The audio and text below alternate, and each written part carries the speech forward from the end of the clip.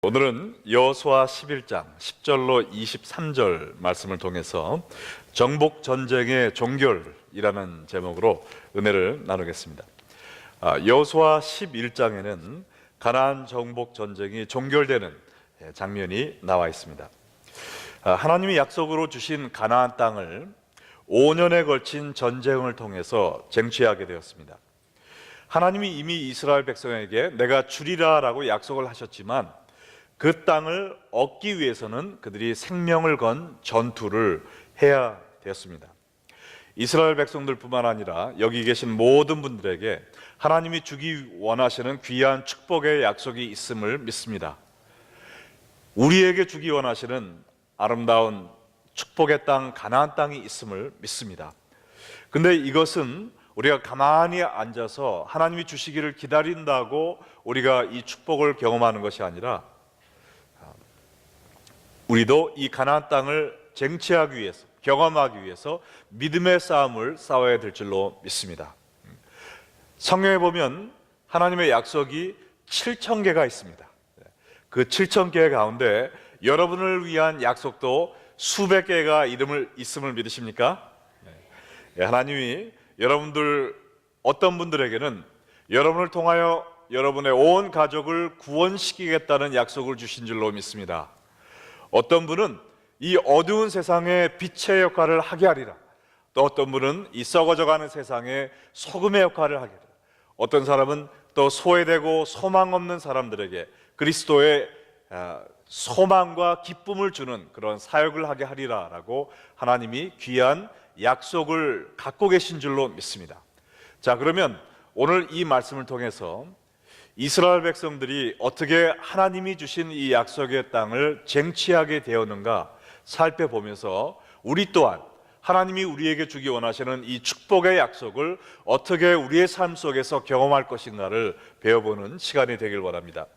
가장 먼저 보기 원하는 것은 정복 전쟁의 결말이 무엇이었는가라는 건데, 한마디로 얘기하면은 완전 정복입니다. 한번 따라해 보실까요? 완전 정복. 여러분 세대 때는 어땠는지 모르겠지만 제가 한국에서 고등학교 다니면서 공부할 때는 그 가장 학생들이 많이 쓰던 교재가 완전 정복이라는 게 있었어요. 여러분도 완전 정복 갖고 공부한 분 한번 손 들어 보시겠어요? 네, 그래도 꽤 많이 계시네요. 저하고 비슷한 세대가 많이 계시는데, 그런데 오늘 여호수아 11장에 보니까 여호수아와 이스라엘 백성들이 가나안 땅을 완전 정복한 이야기가 나와 있습니다. 10절로 12절 전반부에 보니까 하솔은 본래 그 모든 나라의 머리였더니 그때 여호수아가 돌아와서 하솔을 취하고 그 왕을 칼날로 쳐 죽이고 그 가운데 모든 사람을 칼날로 쳐서 진멸하여 호흡이 있는 자는 하나도 남기지 아니하였고 또 하솔을 불로 살랐고 여호수아가 그 왕들의 모든 상급과 그 모든 왕을 붙잡아 칼날로 쳐서 진멸하여 바쳤으니, 이스라엘이 가나안 전쟁을 치르면서 여러 가지 위험한 고비를 많이 넘겼는데 그 중에 대표적인 두 번의 고비를 뽑으라면요, 첫 번째는 예루살렘 왕 아도니 세력이 남부 지역에 있는 모든 족속들을 모아서 연합군을 만들어서 이스라엘을 대적했을 때입니다. 그리고 두 번째는 하솔 왕 야빈이 북쪽에 있는 가나안 족속을 또 다 모아서 해변의 모래처럼 셀 수 없는 많은 군대를 데리고 또 말과 병거를 이끌고 나와서 이스라엘을 대적했을 때였죠. 이 두 가지의 경우는 인간의 기준으로 볼 때는 도저히 승산이 없는 싸움이었습니다. 그럼에도 불구하고 하나님이 이스라엘을 위하여 싸우셨을 때 그 연합군들은 추풍낙엽처럼 힘없이 무너지고 말았습니다. 할렐루야. 그리고 오늘 11절 12절에 보니까 이 하솔의 왕을 불살라 죽였고 또 가나안 북부 족속들의 모든 왕들도 칼날로 쳐서 진멸시켰다 그랬습니다. 이로써 가나안의 남부와 북부를 완전 정복하게 된 것입니다. 아직 가나안의 모든 지역을 점령한 것은 아니지만 주요 세력들을 다 제거했기 때문에 이제는 이스라엘을 대적할 적들이 없었습니다. 그래서 11장 마지막에 보면 21절로 23절에 이야기하기를 그때 여호수아가 가서 산지와 헤브론과 드빌과 아낙과 유다 온 산지와 이스라엘의 온 산지에서 아낙 사람들을 멸절하고 또 그가 또 그들의 성읍들을 진멸하여 바쳤으므로 이스라엘 자손의 땅에는 아낙 사람들이 하나도 남지 아니하였고 가사와 가드와 아스도레만 남았더라. 이와 같이 여호수아가 여호와께서 모세에게 말씀하신 대로 그 온 땅을 점령하여 이스라엘 지파의 구분에 따라 기업으로 주매 그 땅에 전쟁이 그쳤더라. 이 11장 마지막 부분에 보면 가장 나중에 멸절된 족속이 유다 산지에 있던 아낙 족속이었다라고 이야기하고 있습니다. 아낙 사람은 문자적으로는 목이 긴 사람이란 뜻인데요, 이들은 아모리 산지에 있었던 키가 큰 건장한 거인들이었습니다. 이스라엘에게 멸망당한 수많은 가나안 족속 중에서 왜 아낙 자손만 특별히 언급했을까? 여기에 특별한 이유가 있거든요. 뭐냐면 일찍이 모세가 12명의 정탐꾼을 가나안에 보냈을 때 여호수아와 갈렙을 제외한 10명의 정탐꾼이 무슨 콤플렉스에 걸렸었죠? 메뚜기 콤플렉스에 걸렸습니다. 가나안에 갔더니 사람들이 얼마나 기골이 장대하고 덩치가 큰지 그 사람들에 비교하니까 우리는 뭐와 같더라? 메뚜기와 같더라. 근데 그때 어떤 사람들을 보고 이야기했냐면은 아낙 자손을 보고 이르되 우리는 그들에 비하니 메뚜기 같더라 라고 이야기를 한 것입니다.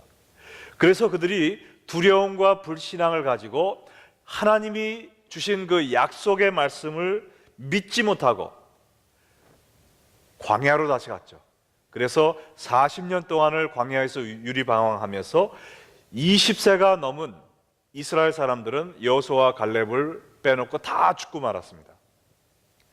근데 그 광야에서 40년 헤맨 세월이요, 하나님이 주신 그 약속을 지금 경험하지 못했다라는 그것뿐만 아니고 40년간의 아주 정말 말할 수 없는 고통의 세월이었습니다. 제가 지난주에 우리 교단 총회 때문에 피닉스라는 데를 갔었어요. 여러분 피닉스에 가본 적 있으십니까? 네, 제가 피닉스에 가보니까 정말 지옥 가기 싫다라는 마음이 더 생기더라고요. 왜냐하면 얼마나 뜨거운지 가니까 120도예요 평균 온도가. 길바닥에 스테이크를 탁 놓으니까 지글지글 하면서 스테이크가 구워지는 영상이 뜨더라고요. 120도입니다. 네, 근데 제가 총회에서 만난 한 사람이 이르기를 자기가 이스라엘에 갔는데 이스라엘에 가면은 그 유대 광야가 있지 않습니까? 근데 그 예수님이 헤맸던 유대 광야를 나도 한번 헤매 봐야 되겠다. 우선 30분을 걸었대요, 광야를. 뭐 별거 아니겠지 하고 30분을 걸었는데 그때 그냥 탈진되고 기진맥진해가지고 자기가 거기서 죽을 뻔했다는 거예요.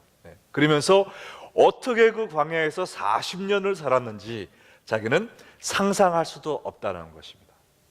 하나님이 주시는 약속을 믿지 않고 그 약속을 우리가 쟁취하지 않을 때 하나님의 축복을 경험하지 못하는 그것뿐만 아니고 우리가 그 반대로 그 광야의 생활을 할 때 엄청난 어려움을 겪는다는 것이죠.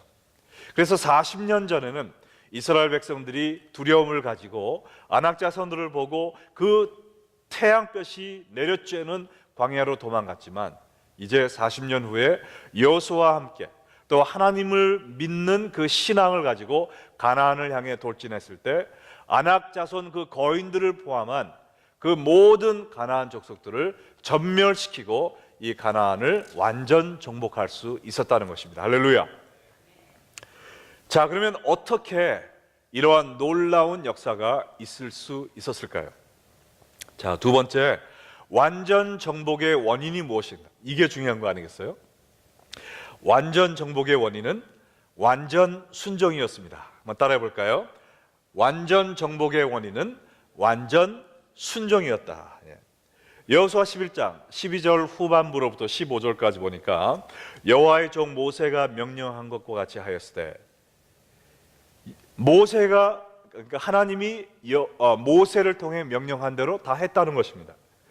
여호수아가 하솔만 불살랐고 산 위에 세운 성읍들은 이스라엘을 불살하지 아니하였으며 이 성읍들의 모든 재물과 가축은 이스라엘 자손들이 탈취하고 모든 사람은 칼날로 쳐서 멸하여 호흡이 있는 자는 하나도 남기지 아니하였으니 이 모든 것이 하나님이 시키신 대로 했다는 것입니다. 여호와께서 그의 종 모세에게 명령하신 것을 모세는 여호수아에게 또 명령했고 여호수아는 그대로 행하여 여호와께서 모세에게 명하신 모든 것을 하나도 행하지 아니한 것이 없었더라. 바로 이것이 그들의 승리의 비결이었습니다. 무기도 시원찮고 군사훈련도 제대로 받지 못했던 이스라엘 백성들이 어떻게 자기들보다 훨씬 강한 가나안 족속을 완전 정복할 수 있었습니까? 손자병법을 잘 써서 그런 게 아니라는 것이죠. 운이 좋아서 그들이 더 열심히 싸워서가 아니라는 것입니다. 오로지 하나님의 말씀을 온전히 순종했기 때문에 하나님이 그들을 대신해서 싸워주셨다는 것입니다. 하나님이 이스라엘을 대신해서 싸워주시는데 그 누가 이스라엘을 대적할 수 있겠습니까? 여호수아는 하나님의 말씀을 거슬리다가 대패를 당했던 아이성 전투 후에 모든 싸움을 하기 전에 죽을 때까지 하나님의 음성을 먼저 간구했어요. 그리고 하나님이 하라는 그 방법대로 모든 말씀을 철저히 순종하며 전투에 임했을 때 모든 전투에서 전승을 하는, 한 번도 그 이후로 패배를 하지 않았습니다. 왜요? 순종했기 때문에 라는 것이죠. 여러분, 어떤 사람이 하나님이 쓰시는 위대한 놀라운 역사를 일으키게 됩니까? 남보다 은사 많은 사람이 아니에요. 남보다 더 기도 많이 하는 사람이 아닙니다. 남보다 더 많은 지식을 갖고 더 많은 능력을 갖고 있는 사람이 아니에요. 하나님의 종이 되어서 하나님이 하라고 하면 나에게 이해가 안 돼도, 내 마음이 내키지 않아도, 내 마음에 두려움이 가득 차도 순종하는 그 사람을 통해서 하나님의 놀라운 일을 일으키신다는 것을 믿으시기 바랍니다. 여러분을 통해서 하나님이 이루기 원하시는 그 위대한 비전이 무엇입니까? 여러분을 통해서 이 세상을 변화시키기 원하는 하나님의 꿈이 무엇입니까? 여러분을 통해서 많은 사람을 하나님이 인도케 하기 원하는, 들어가게 하기 원하는 그 축복의 땅, 약속의 땅, 가나안 땅이 어디입니까? 그 땅에 여러분 들어가기 원하십니까? 하나님께 귀하게 쓰임받기 원하십니까? 그렇다면 생명 다하는 그 순간까지 하나님의 말씀을 순종하시기 바랍니다. 이거밖에 없어요. 매 순간 하나님의 뜻을 분별하며 내 뜻대로가 아니라, 나의 쾌락을 만족하기 위해서가 아니라 오직 하나님이 원하시는 것만을 고집하며 순종하는 삶을 살 때 하나님께서 그를 고지식한 그 사람을 통해서 놀라운 역사를 일으키신다는 것입니다. 이번 주 제자훈련 Shepherd Life 3과 하면서 마태복음 11장과 12장을 통해서 예수님이 당하신 여러 가지 핍박에 대해서 저희가 공부를 했습니다. 그러면서 지금 현재 예수님을 위하여 핍박받고 순교당하고 있는 사람들을 생각을 해봤어요. 또 기도하는 시간을 가졌습니다. 지난 10년 동안 100만 명이 주님을 위하여 목숨을 잃었다는 사실을 아십니까? 예수님 오시고 1900년 동안 순교한 사람보다 지난 1세기 동안 주를 위하여 순교한 사람이 더 많다는 걸 아십니까? 지금도 많은 사람들이 그리스도를 위하여 피를 흘리고 있습니다. 그러면서 우리가 만약에 나에게 예수 믿으면 널 죽이고 안 믿으면 살린다라는 총풀이를 갖다 대며 이러한 순교의 기회가 온다면 죽을 수 있겠습니까? 라는 이러한 토픽에 대해서 우리가 대화를 나눴는데, 거기서 얻은 결론은 무엇이냐면은 우리가 예수님을 위해서 한순간의 생명을 내려놓아야 될 그런 기회는 미국에 사는 우리에게는 많이 찾아오지 않는다는 것이죠. 그러나 우리가 어떻게 주를 위하여 순교할 수 있는가? 매 순간순간 나에게 찾아오는 죄의 유혹 앞에서 내 자신을 십자가에 못 박는 것입니다. 나의 정욕과 나의 욕심과 나의 쾌락과 나의 만족을 추구하지 않고 내 뜻을 십자가에 못 박아버리고 그 순간에 예수님의 뜻을 분별하여 그것을 이루는 삶을 살 때, 그것이 바로 우리에게 하나님이 요구하시는 순교의 삶이라는 것이죠. 그것이 바로 하나님이 기뻐하시는 거룩한 산 제사인 것입니다. 날마다 찾아오는 작은 시험에도 하나님을 순종하지 못하면서 어떻게 우리가 목에 칼이 들어올 때 주님을 시인할 수 있겠습니까? 나를 기쁘게 하는 나의 쾌락과 오감을 자극하는 그러한 시험이 올 때 예수님을 시인하지 못하면서 어떻게 내 목숨을 놓는 그 큰 시련 앞에서 우리가 주님을 시인할 수 있다고 생각하십니까? 우리는 날마다 주님을 순종하는 삶을 살아야 될 줄로 믿습니다. 이것이 현대판 순교입니다. 날마다 주를 위하여 죽는 것, 내 자신을 부인하고 십자가를 지고 예수님 가신 길을 따라가는 순종의 삶, 이것이 바로 참된 순교이고요. 그리고 이러한 사람을 통해서 하나님은 놀라운 역사를 일으키신다는 것입니다. 우리가 마지막으로 테이블을 잠깐 돌려서 승리한 이스라엘이 아니라 패배한 가나안 사람들의 그 패배의 원인을 잠깐 짚어보고 끝나겠습니다. 세 번째, 여러분과 나누기 원하는 진리는 패배자들의 원인이 무엇이었냐? 완전 완악이었다라는 것입니다. 말이 되는지 모르지만 완전자를 좀 쓰고 싶어서 한번 같이 읽어보겠습니다. 패배자들의 원인은 완전 완악이었다. 19절과 20절을 보세요. 기브온 주민 히위 족속 외에는 이스라엘 자손과 화친한 성읍이 하나도 없고 이스라엘 자손이 싸워서 다 점령하였으니 그들의 마음이 완악하여 이스라엘을 대적하여 싸우러 온 것은 여호와께서 그리하게 하신 것이라. 그들을 진멸하여 바치게 하여 은혜를 입지 못하게 하시고 여호와께서 모세에게 명령하신 대로 그들을 멸하려 하심이었더라. 수많은 가나안 족속들이 있었지만 그들 중 이스라엘과 화친한 족속은 기브온 족속밖에 없었다는 것입니다. 기브온 족속이 가나안 전쟁에서 아주 처음에 화친을 했어요. 저렇게 할 수도 있구나. 하나님의 역사를 보고 하나님께 굴복하고 이스라엘에게 화친을 요청했더니 사는구나. 하나님이 그들을 성전에서 물을 뜨며 제단을 준비하는 사람들로 사용하시는구나. 이걸 다 봤습니다. 그럼에도 불구하고 가나안 모든 족속들 가운데 기브온처럼 이스라엘 백성과 화친하는 족속이 하나도 없었다는 거예요. 마음이 강팍해졌다는 것입니다. 남들은 하나님을 대적하다가 죽었지만 나는 하나님을 대적해서 이길 수 있다는 것입니다. 하나님을 대항해서 주먹을 휘두른 거죠. 주님과 이스라엘과 대항해 싸우다가 죽어가는 모든 족속을 보고도 마지막까지도 하나님 앞에 굴복하지 않는 그 완악한 심령, 그것 때문에 이 사람들이 멸망을 당했다는 것입니다. 근데 여기 이상한 말이 있죠. 여호와께서 그리하게 하신 것이라.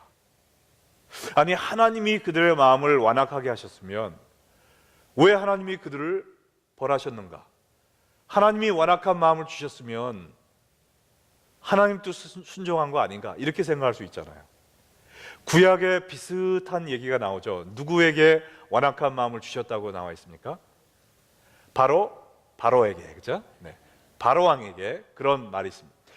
여러분이 출애굽기 7장에서 14장까지 읽어보시면 바로가 완악한 강팍한 마음을 가졌다라는 것이 15번이 나옵니다. 근데 그 중에 대부분은 바로가 그의 마음을 강팍하게 함으로 바로 자신이 자기의 마음을 강팍하게 했다고 그랬어요. 그리고 뒤에 가서 몇 번 하나님이 그에게 완악한 마음을 주사 이렇게 나와 있습니다. 하나님이 처음부터 그에게 완악한 마음을 준 것이 아니라 바로가 하나님께 굴복하지 않고 순종하지 않고 완악한 마음을 갖는 것을 보고 하나님께서 그 강팍한 마음 가운데, 죄 가운데 내버려 두신 것입니다. 하나님이 우리로 하여금 회개하라고 여러 번 기회를 주시지만 우리가 마음에 굳은 살이 베껴서 회개하지 않고 하나님 앞에 주먹을 휘들고 하나님 한번 맞짱 뜹시다 하고 하나님 앞에서 까불면 하나님께서 더 이상 우리에게 회개를 요구하지 않는 때가 온다는 것입니다. 로마서 1장에도 비슷한 얘기가 있잖아요. 하나님을 알되 하나님을 영화롭게도 아니하며 감사하지도 아니하고 오히려 그 생각이 허망하여지며 미련한 마음이 어두워졌나니 스스로 지혜 있다 하나 어리석게 되어 썩어지지 아니하는 하나님의 영광을 썩어질 사람과 새와 짐승과 기어다니는 동물 모양의 우상으로 바꾸었느니라. 그러므로 하나님이 어떻게 하셨다고 그랬어요? 그들의 마음의 정욕대로 더러움에 내버려 두신 것입니다. 그들의 몸을 서로 욕되게 하게 하셨습니다.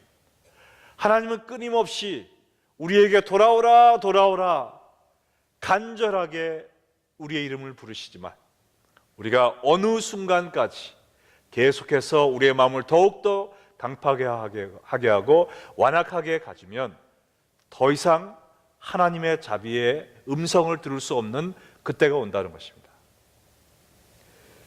그때 우리에게 남은 것은 오직 멸망과 하나님의 진노와 형벌밖에 없다는 것이죠. 그래서 히브리서에도 마음을 조심하라고 그랬어요. 마음에 굳은 살이 배기지 않도록 조심하라고 얘기한 것입니다. 제가 일세 목회를 하면서 여러 가지 도움도 얻고 또 신앙의 동지를 얻기 위해서 일세 목사님들의 그 여러 가지 모임에 자꾸 끼어들었습니다. 운동하는 모임도 끼어들어서 친구를 사귀고 기도하는 모임에도 가고 그 다음에 성경 연구하는 모임에도 자꾸 머리에 집어넣고 자꾸 물어봐서 좀 배워야 되니까 그리고 동지를 영적인 동지를 찾기 위해서 그리고 친교 모임도 있어요. 그래서 어제도 제가 벌써 나간 지 한 3, 4년 된 그런 모임에 갔어요. 목사님들이 한 10명 정도 두 달에 한 번씩 모이는 모임인데 돌아가면서 교회에 초대하고 그 초대한 목사님이 말씀을 나눕니다. 근데 거기 있는 목사님들이 이름 대면은 여러분 다 아실 만한 목사님들이에요. 어제 말씀을 나눈 목사님도 남들이 보면은 야 시카고에서 그래도 목회 가장 성공한 목사님 중에 한 분이다라고 이야기하실 겁니다. 가장 순수하게 진실하게 목회하는 분이다라고 이야기하실 거예요. 근데 그분이 말씀을 하면서 뭐라고 하냐면 누가 나에게 목회에 대해서 이야기를 하라면 내가 이런 거 했습니다, 이런 거 하고 있습니다 할 얘기가 많을 거라는 거예요. 그러나 예수님을 향한 깊은 사랑에 대해서 얘기해 주십시오라고 얘기하면 자기는 과거에 있었던 일밖에 얘기할 것이 없다는 것입니다. 비록 말씀을 많이 상고하고 기도를 많이 하지만 하나님과 나와의 깊은 관계를 위한 그 순수한 마음을 가지고 주님을 찾았던 것보다는 목회를 위한 성경 준비, 목회를 위한 설교 준비, 교인들을 위한 기도를 했지 하나님과 나와의 깊은 관계를 위한 그러한 어렸을 때 같은 그러한 순수한 기도와 말씀을 시간을 갖지 못하고 있었다는 것을 우리들 앞에 다 고백하시더라고요. 그러면서 그게 너무나 가슴 아프다. 내가 이 초심을 잃지 않기 위해서 지금 남은 은퇴 때까지 그때라도 내가 생명을 다해 싸워야 되겠습니다. 저를 위해서 기도해 주십시오. 그렇게 말씀하시는데 거기에 있던 목회자들이 다 가슴이 찔려가지고 저도 하루 종일 성경 붙잡고 사는 것 같지만 오늘은 수요일 제작 공부, 오늘은 무슨 새벽 설교, 오늘은 주일 설교, 그냥 준비하는 데 바쁘지 모든 거 다 제쳐두고 하나님만을 위해서 순수한 마음으로 첫사랑을 잃지 않고 주님 한 분만을 제가 목마른 사슴처럼 주님을 사모하고 기다립니다. 주님을 앙망합니다라고 찾을 때가 별로 많지 않다는 것을 다시 한번 저도 깨닫게 되었습니다. 여러분은 어떠십니까? 신앙생활 10년, 20년, 30년, 40년 하시면서 아직도 예수님 처음 믿었을 때의 그 감격, 십자가만 바라봐도 눈물이 주르륵 흐르는 그 순수한 열정을 유지하고 계십니까? 아니면 이제는 습관적이요, 기계적이요, 가식적인, 외선적인 그러한 신앙의 모습을 가지고 교회 문지방만 밟고 다니진 않으십니까? 여러분의 마음에도 영적인 그러한 정말 굳은 살이 배겨서 하나님의 음성을 이제는 듣기가 힘들고 십자가를 봐도 마음에 감동이 없고 주님을 사랑하던 것이 옛날 일, 까마득한 옛날 그러한 추억으로 지금 변해가고 있진 않습니까? 하나님이 오늘날 지금 이 광야에서 헤매고 있는 수많은 사람들이 여러분의 가정에도 있고 여러분의 동네에도 있고 우리 교회 안에도 있고 이 시카고 안에 수많은 사람들이 갈 길을 모르고 헤매고 있습니다. 하나님께서 어느 누군가를 들어서 그 사람들을 주님이 예비하신 젖과 꿀이 흐르는 가나안 땅으로 들여보내기를 원하시는데 그 일을 위하여 쓰임받는 사람이 누구인가? 내 마음이 굳어지지 않도록 내 영혼 관리를 철저히 하면서 첫사랑을 잃지 않는 사람이 되어야 된다는 것입니다. 그리고 순교하는 마음으로 내 마음의 욕심과 정욕을 날마다 십자가에 못 박으면서 오직 하나님의 뜻만을 강구하고 고지식하게 사람들에게 바보라는 이야기를 들으면서까지 순교하는 마음으로 주님을 순종하는 그런 사람들이 오늘날 현대판 여호수아로 하나님께서 길 잃고 유리방황하는 수많은 양들을 가나안 땅으로 천성으로 인도하는 당신의 종이 된다는 것입니다. 오늘 이 미스바 찬양 기도에 오신 여러분들, 오늘날의 여호수아로 하나님이 쓰시기를 간절히 축원합니다. 그러기 위해서는 우리가 먼저 우리의 마음을 지켜야 되겠습니다. 굳은 마음, 메마른 마음, 습관적인 종교 생활, 이것에서 벗어나서 옛날 그 첫사랑, 예수님을 뜨겁게 사랑하는 그 마음을 잃지 않고 그 간절히 주님을 사모하는 마음으로 예수님이 걸어가신 그 십자가의 길을 걸으면서 날마다 내 자신을 부인하고 날마다 나를 죽이며 순교의 순종의 삶을 사는 여러분과 제가 되어서 이 마지막 날 정말 하나님께서 수많은 사람들을 가나안 땅, 영원한 천국의 땅으로 인도하는 귀한 도구로 사용받는 우리가 되기를 주의 이름으로 간절히 축원합니다.